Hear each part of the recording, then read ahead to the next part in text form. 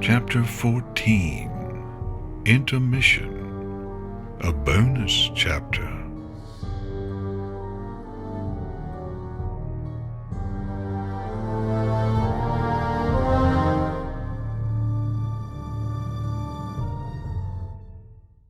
It was the morning meal for the royal sisters.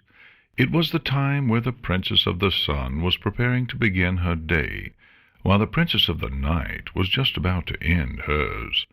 Even without her regalia, the Princess of the Sun was as elegant as ever as she ate. Quietly munching on her food, she gazed across the table at her sister.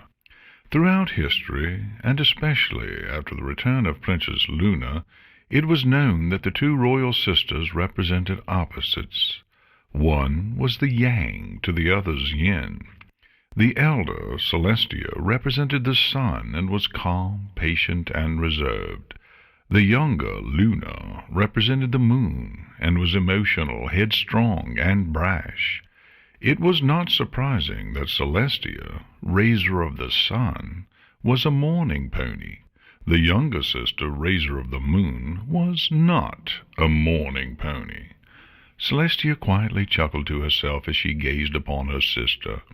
Even after 1,000 years, her sister had not changed a bit in her habits. Luna sat there, her eyes closed, while her regalia rested haphazardly and unevenly on her frame. The younger princess was quite eager to get to bed. Munching loudly with eyes closed, Luna ate her cereal. Even with the finest chefs in all of Equestria that could prepare the finest of meals, when Luna learned of the sugary confection that was invented during her absence, she was hooked. Celestia wasn't sure when it happened, but at some point the two had decided on having similar meals when together. Celestia's dinner would be Luna's breakfast, and vice versa. "And how are you this morning, dear sister?" Celestia asked as she took a sip of water. "Mm-hmm," Luna mumbled as she took another bite. "Really, sister, is it too much to ask to keep your regalia straight? It is as if you had just put them on," Celestia sighed. Luna slowly and lazily opened an eye, chewing slowly. "Yeesh," she mumbled through a mouthful of cereal. Celestia just giggled as she went back to her food. "Sheesh," Luna said under her breath. "I am a princess. I will wear it as I please. Besides, I'm not doing anything public right now. I'll be going to bed soon." "What was that, Luna?" Celestia asked cheerily. "Nothing, sister," grumbled Luna. The two sisters continued on with their meals, enjoying the time to themselves. "Psst, Luna," a voice whispered from under the table as something poked her hind leg. "Eek!" Luna shrieked as her eyes shot open, the hair on the back of her neck standing up. In her surprise, she flung her spoon upwards with great force. Celestia's eyes widened at the sudden interruption. Her gaze slowly drifted upwards to rest on Luna's spoon, embedded in the stone ceiling. "Luna, is everything all right?" Celestia asked, concern in her voice. "Your Majesty, we heard a disturbance. Is everything satisfactory?" a lunar god said as he rushed in with his partner. Yes, everything is fine. We were simply surprised," Luna said, as she straightened her mane and regalia with her hooves. "We wish to speak to our sister in private." "At once, Your Majesty," the pair of gods said as they bowed. They quickly turned around and closed the doors behind them, returning to their posts. Luna's eyes scanned the room, flicking from left to right. "Sister, is everything fine?" Celestia asked again as she stood up. "Mort, what are you doing? You nearly scared me to death," Luna said as she looked down at the table. "Mort is here?" Celestia replied, raising an eyebrow and sitting back down. "Sorry, I didn't mean to frighten any pony," a voice from under the table said. Suddenly, a cloaked skull rose through the table and turned around. "Hello, Celestia. Hello, Luna. Oh, it is nice to see you two again," said Mort. Celestia and Luna stared at the cloaked skull for a couple of seconds. Soon after that, each sister brought a hoof up to her face, trying to stifle the laughter. Is something wrong?" Mort asked worriedly. He looked around, trying to find out what was wrong. Upon looking down, he realized that his head was in Luna's cereal bowl. My, Luna, that is an interesting cereal choice you have," Celestia giggled. "Indeed it is," Luna giggled back. "A shade in every box." Oh my," Mort said. The rest of his body phased through the table and floated in between the two sisters. "Mort, what a pleasant surprise. Tell us, what brings you to Canterlot at this hour?" Luna said.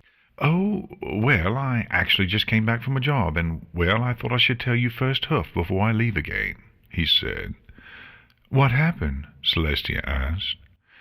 "Well, you know Mortar Brick, right?" Both Celestia and Luna's faces grew grim. "He did not make it, did he? I was afraid of that. She is so young and has suffered so much, and now another tragedy has befallen her," Celestia said sadly, her ears slightly drooping. "Oh, no, no," Mort blurted. "I came to tell you the opposite. He made it through and is now awake and expected to make a full recovery." Celestia gave a huge sigh of relief. "That is wondrous news indeed. Thank you for telling us, Mort. It does make me happy, knowing that she got him back. Finally something good has come her way." "Huzzah! That is most wondrous news!" Luna shouted. "Sister, we should tell Silver at once." "Luna, we have interfered enough in her life. I think it would be best if she learned it on her own," Celestia replied. "Whatever do you mean, sister?" "This is her and Mortar's moment. There is no need for us to interfere. We can talk to her later. Right now, just let her enjoy herself," Celestia answered, as she raised her teacup. "Come, sister, let us finish our meal. Mort, would you care to join us?" Mort let out a loud sigh, dropping his head. "You know I'd love to, but duty calls. I have to wing it out to Las Pegasus, and after that—" He trailed off, his tone saying everything. "Oh," Luna replied as her ears dropped slightly. "We understand, Mort. Hopefully we can spend some time together soon." "Me too," he said. "You are always welcome here, Mort," Celestia replied, offering a gentle smile. "So whenever is a good time for you." "I'll keep that in mind," he told her, rising towards the ceiling. "Good luck with Silver Skip." Before he had even hit the plaster, he vanished from sight. The morning air was cool and moist. Mort could hear the train starting up in the distance as the Canterlot citizenry prepared to travel to the nearby towns for work or pleasure. The pony shade was surprised to see someone waiting for him above the castle. "Heya, Mort," Forma said, letting her forelegs dangle over a cloud she was lying on. This time she was a Pegasus with a dark coat and a blue mohawk. "Mind if I fly with you for a bit?" "Huh? Oh, sure." It was rare for shades to accompany each other, given all the territory they had to cover for their species, but— "Oh, that's right," Mort muttered. "Something up?" Forma asked, floating down to him. "Oh, nothing," he said, waving his hoof dismissively. He didn't even want to think about it right now. Forma didn't seem all that bothered anyway. "Let's go." The two of them flew off. In moments the city was at their back, and on the horizon the sun was just beginning to rise, casting its morning rays across Equestria. Across the continent ponies were waking up, and a number of unfortunate accidents wouldn't be far behind. They had been flying together for a minute when he finally spoke. "I'm surprised you didn't tell him." The brown owl that was Forma looked over at her fellow shade. "Tell him what?" "Well, about the possession and everything," Mort said. "Oh, right." She flew in a loop in the air, returning as a phoenix. "I had thought that you already told him. You're always around when anything attacks Celestia, so I doubt you didn't know the details." "True, but I just figured you'd be able to explain it better. You know, being their shade and everything." He turned himself upside down, watching the country of Equestria pass by in a blur below. A farm and a small town zipped by beneath, and soon they were passing over the edge of the ever-free forest. It was followed by an influx of data that revolved around natural laws that didn't exist elsewhere. Laws that, for instance, allowed the weather to act on its own without assistance from Pegasi. So why didn't you? It seemed like such a surefire thing. Oh, I agree. The phoenix twirled, burning bright. Her flames extended until they were the trail left by a Pegasus mare, who soared through the sky in a Wonderbolt's jumpsuit.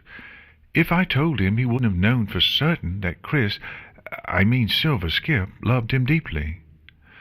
Which goes back to my original question, he said, righting himself. He swerved a little to the left, avoiding a bird in mid-flight. The fiery-maned Pegasus shrugged. To be completely honest, I was testing him. If Mort had eyebrows, one of them would have been raised in confusion. Huh? Think about it. Mortar chose to go back to Silver simply because he believed in her that strongly. Few ponies would be so certain of how they felt. Now I'm extra confident that things will be all right between them. She clapped her hooves together, and her mane turned blue, with lightning bolts becoming her cutie mark.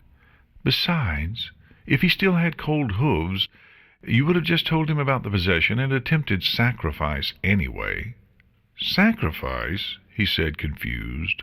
What are you talking about? Former stared at him incredulously. What am I talking about? Lilith wanted Silver to sacrifice Mortar's life and literally take his heart. It would have restored her and everything.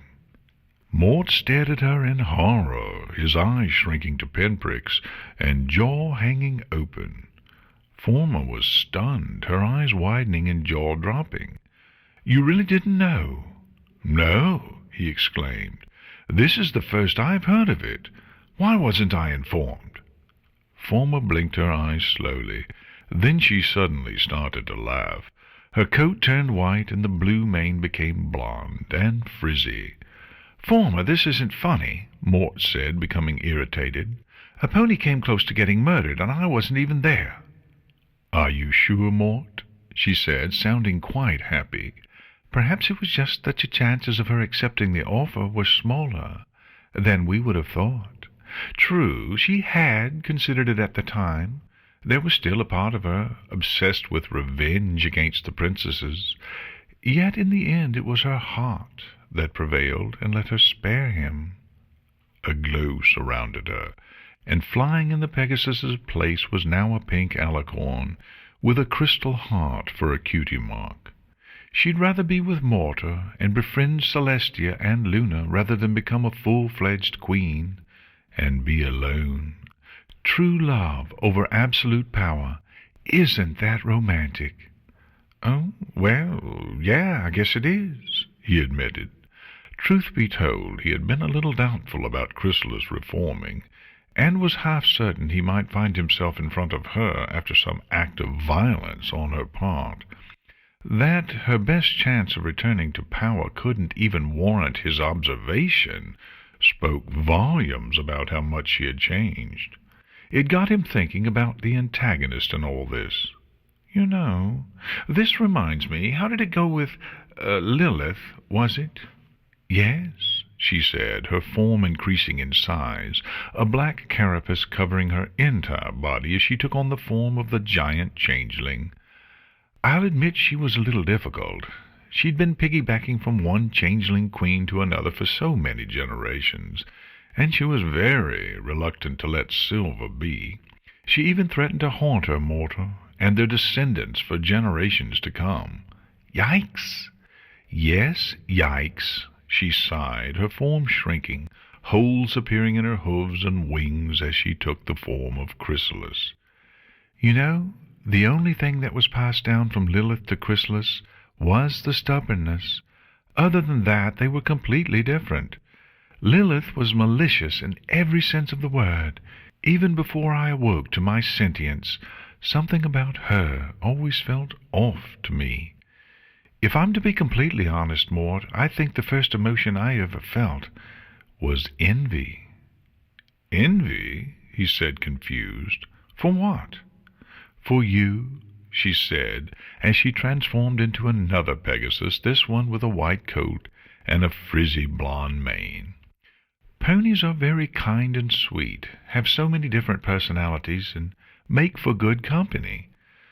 Lilith, however, was about as cutthroat as one could be. She was dirty, manipulative, and astoundingly arrogant. But beneath that blusterous exterior she was deeply afraid of dying. She knew that even with all her power she couldn't hold back the sands of time. Age would claim her, if nothing else. So she did everything she could to make sure that we would never meet. What she did to her descendants was frankly deplorable, trying to steal their bodies while leaving them starved. The real irony of it is that her wanton cruelty and disregard for her descendants is probably what sparked the first inklings of sympathy within me. It put me on a path where I started to personally care about her children, and even hope that they could survive and adapt to such a harsh world. Fortunately, with each new generation of kings and queens, they gradually became less like Lilith. They gained some semblance of a heart, so to speak. As she spoke, she shifted from one changeling form to another, all different, save similarities in height and a lack of compound eyes. But she has passed on? Mort asked. They were now leaving the airspace of the ever-free forest, and Mort could feel the natural laws reasserting themselves. They won't have to worry about her spirit causing trouble again. Oh, don't worry, she has. Forma glowed radiantly, and in an instant Celestia had replaced the Pegasus. After your good friend incinerated her corporeal body, she lost nearly all her power she had accumulated over the centuries. It would take many, many years just to begin recouping that lost strength.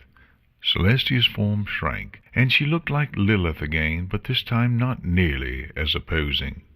She was thin, her hair was falling out, and her carapace looked brittle. Ultimately, I was able to convince Lilith that it was time to move on. But it wasn't easy. She was still very reluctant to leave Silver Bee, and I had to bite my tongue a few times to avoid saying anything that would enrage her. She tiredly said, "I never realized that being so serious was so exhausting. I don't know how Thanasia can be like that all the time." "So, how did you convince her?" "Cold, hard facts," she said, transforming into a gray earth pony that wore spectacles and a sweater. "I told her that attempts to bring back the changelings would just be an exercise in futility, given how much different the world is now compared to back then. Ponies have found ways to exchange information quickly with each other. Their magical knowledge has advanced. And with both princesses back and stronger than ever, she would have to deal with opposition more powerful and far better coordinated than it was those many years ago. Aside from that, I gave her a rough estimate of how long it'd take her to become that powerful again. There was a strong chance that the complete isolation and inability to do anything would have driven her mad. Even if she could hold on to some semblance of her personality, by then Silver and several generations of descendants would probably be dead and buried. Forma grew quiet, and Mort could detect the sadness beneath her words. "So yes," she said, recovering.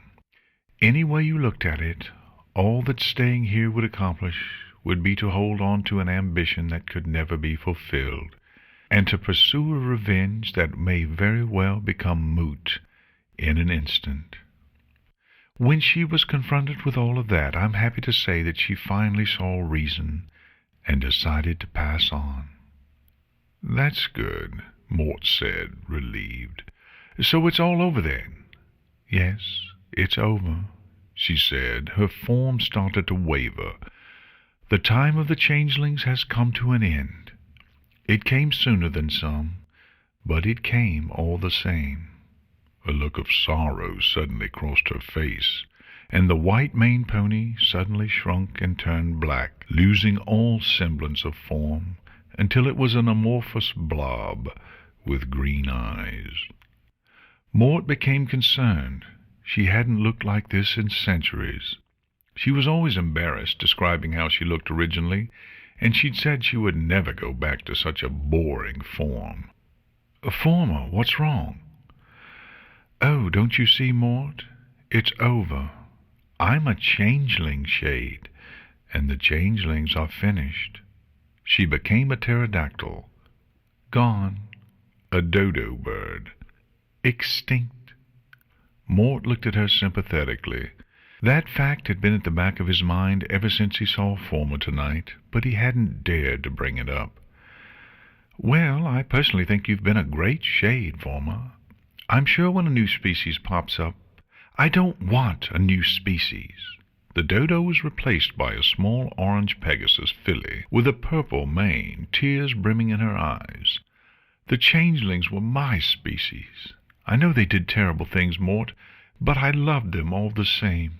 The way they looked, the wondrous structures they could make, the way they could shape-shift into so many things. What sort of species could they give me after that? An insect? A bird? A lizard?" She turned into all of those things in turn before settling on her amorphous form again. "I'd rather disappear than—" In an instant Mort was in front of her, and the ex-changeling shade collided with him. She reversed herself, her form twisting into a serpentine shape with an amalgamation of limbs from different creatures. Most significantly, a dragon-esque body and a horned pony head. "Hey, what's the big—" Her voice tapered off when she saw the hard stare Mort was giving her. "We are not going to have talk like that," he told her sternly. "But—" "No buts." He floated upward until his head was level with hers. To an outsider, it would have looked as though the pale pony were having a staring contest with the spirit of chaos. "I know you're upset about what happened to the changelings. I can't even imagine what it must feel like to see something you've watched over for so long die out like they did." He gently grasped her head between his hooves, staring straight into her eyes. "But that doesn't mean you have to disappear, too." Former stared at him silently for a moment, her body gradually shrinking and changing into that of a normal changeling. "Mort, I don't want to reap some primitive species that can't even say a word to me. You're not the only one who likes to talk to your souls. The drones were boring, I know, but the queens and kings—" She trailed off, lost in memory. He let his hooves slip, his gaze softening. "You're right," he said. "So maybe you shouldn't have to do a new species, or at least not right away. Maybe," he tapped his jaw thoughtfully, "maybe you could help us." She tilted her head to one side in confusion. "What do you mean?" "Ponies, griffins, and the other sentient species are all growing in population," he said. "It's only getting harder for the rest of us. Maybe you can help us out. You're an incredible shapeshifter, Former. You could stand in for any of us when we're occupied." Former bit her lip, her form changing to match Mort's. "Would I have to look like you guys?" It wasn't meant as an insult. Mort knew that Former could never stand to be only a few shapes, or hold one shape for more than a few minutes. "Of course not," he said cheerfully. "Most ponies don't even have me right, remember? They think I'm tall, grim, dark, and—" "Talk like this." The two of them giggled at the incredibly deep voice. "Not just me," he said, reining himself in. "Carrie's is supposed to have a hauntingly beautiful voice." "But she's mute," Former said, becoming a griffin who wore silk robes with intricate gold patterns. "Right, and Cloudwalker's supposed to be incredibly wise and mature." "But he's exactly the opposite," she chuckled, transforming into a buffalo who wore a wide array of beads and feathers, his face marked with white, green, and blue paint. "Exactly. So what if you won't be what they expect? So long as you're there to comfort them, it shouldn't matter what you look like."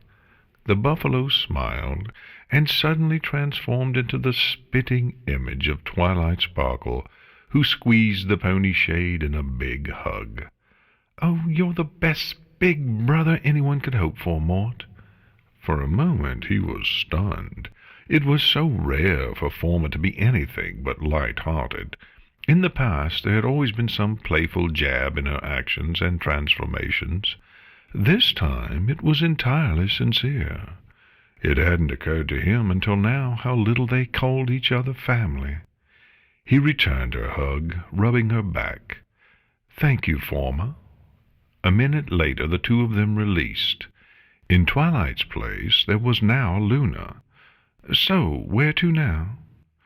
"Well, I need to get to Las Pegasus real quick." He took a moment to observe his surroundings.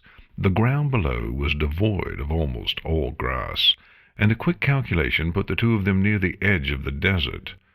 "A few ponies are going to be waking up to a tiger in their bathroom. Don't ask, I'll tell you later. And there's a 50-50 chance of one or two getting mauled to death. Then I have to rush over to Dodge City and, well, same old, same old." The countenance of Luna frowned at him. "What?" he asked. Former sighed. "I'm sorry, Mort. I've been meaning to tell you this since last night, but don't you think you're getting a little too involved?" "What do you mean?" Former scratched her foreleg, looking uncomfortable. "Well, you really went out of your way for Morta last night. It should have been enough just to tell him what to do. You didn't have to explain everything about Chrysalis or what she's been through, or constantly check on him, or call me, or—" "So what if I did?" he asked defensively. "It's not like I did anything wrong. I didn't help him directly, and in the end it helped Silver out, too. And you'll always have my gratitude for that, Mort. I mean it. Just—" She closed her eyes, and Mort gasped a little as she grew. Her blue coat became as gray as ash, the moon cutie mark replaced with a green-flamed candle. Eyes like lanterns gazed out sadly from behind white hair.